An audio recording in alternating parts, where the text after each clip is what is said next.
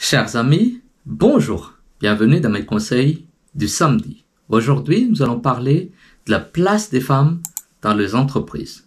Ou plus précisément, pourquoi devrions-nous embaucher beaucoup plus de femmes? Si on parle de l'entrepreneuriat, du leadership, de la stratégie et des investissements, je suis Prosper Antialoun.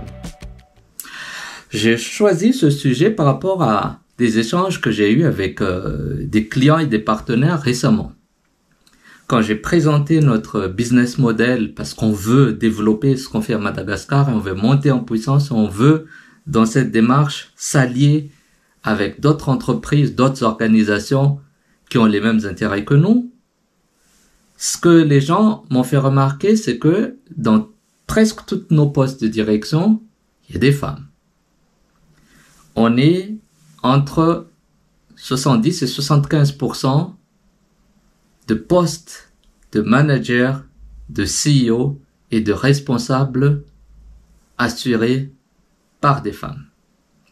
Donc, devant cette remarque, j'ai dû donner mon point de vue et expliquer le choix de notre organisation. Aujourd'hui, j'ai choisi de partager mes avis, les opinions que j'ai partagées avec mes partenaires, avec vous. Je vais souligner dans cette vidéo 4 points majeurs pourquoi on a choisi de mettre le paquet sur le choix des femmes dans des postes stratégiques.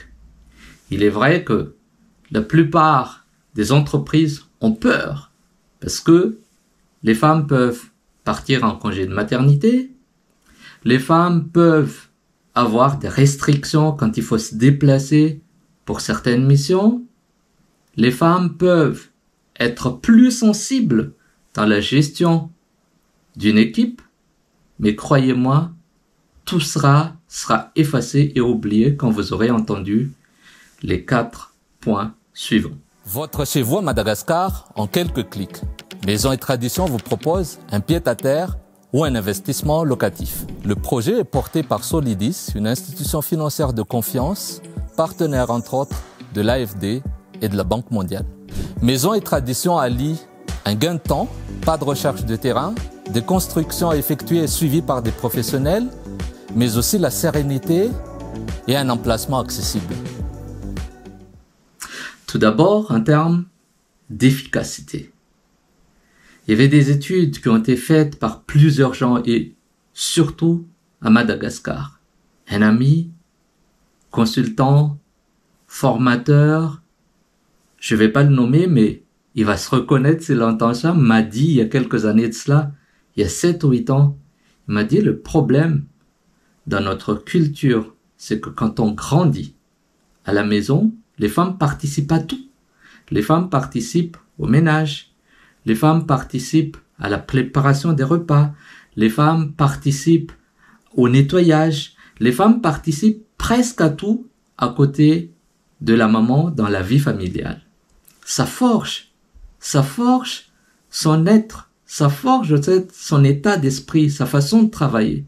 C'est pour ça il a dit, cet ami, que les femmes sont plus engagées dans ce qu'ils font et elles arrivent à plus trouver des solutions que nous les hommes qui étaient dans la famille un peu laissés de côté à attendre. On attend que les repas soient finis avant de venir, on participe pas généralement à laver les linges, à nettoyer la maison, à faire plein de travaux ménagers.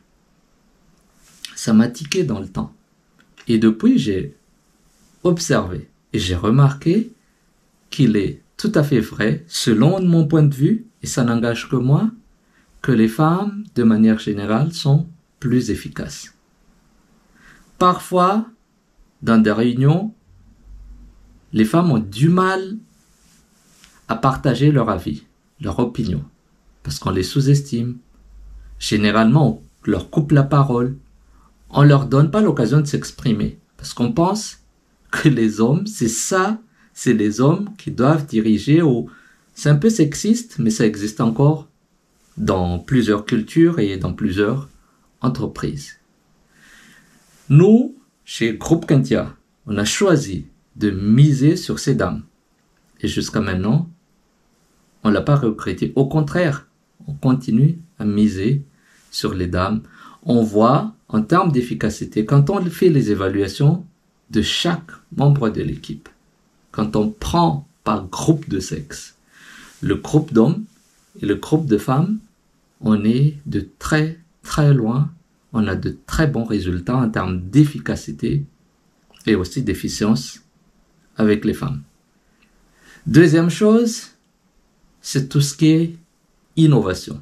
Quand vous voulez de l'innovation dans votre entreprise, prenez des femmes. La mixité, et c'est pas moi qui l'ai dit, c'est une étude qui a été faite dans les années 2015 par le Business Harvard Review, qui a partagé que la mixité dans un groupe permet d'avoir beaucoup plus d'innovation. Ceci est d'autant plus accentué par les femmes, par leur capacité à détecter les talents dans les recrutements, mais aussi par cette capacité de mettre l'ambiance, de rassurer l'équipe pour pouvoir faire émerger l'intelligence collective.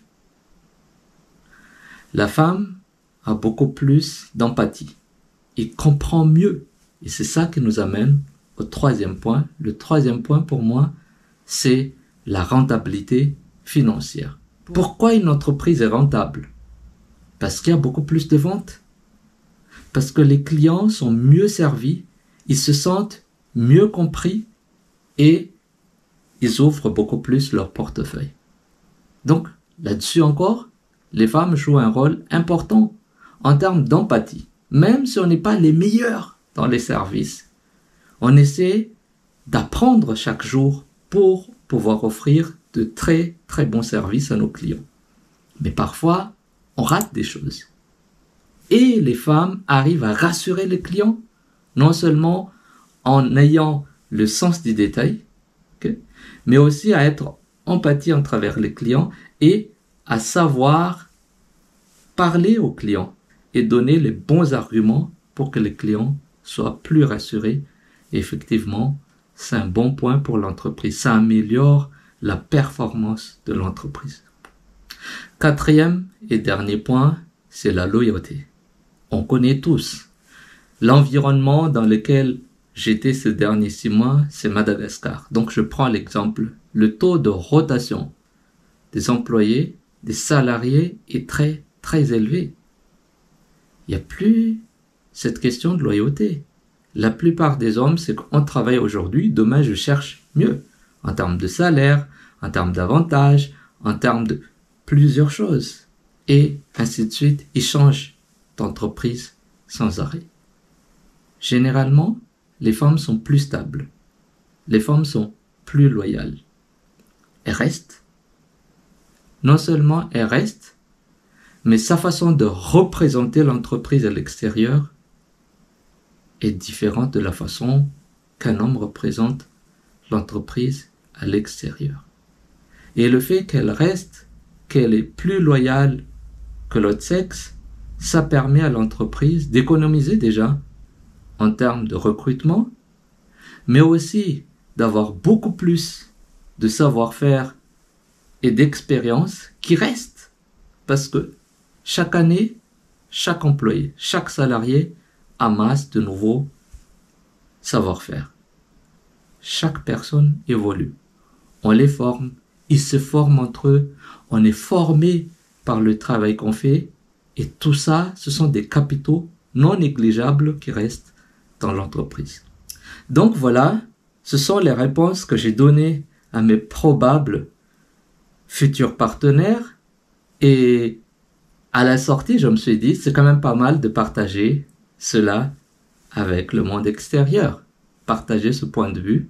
Là, je parle avec mon cœur, c'est mon point de vue, et j'espère que vous allez être d'accord avec moi et l'essayer dans votre organisation et entreprise respective. Donc, en résumé, c'est plus d'efficacité, plus d'innovation, plus de rentabilité et aussi la loyauté.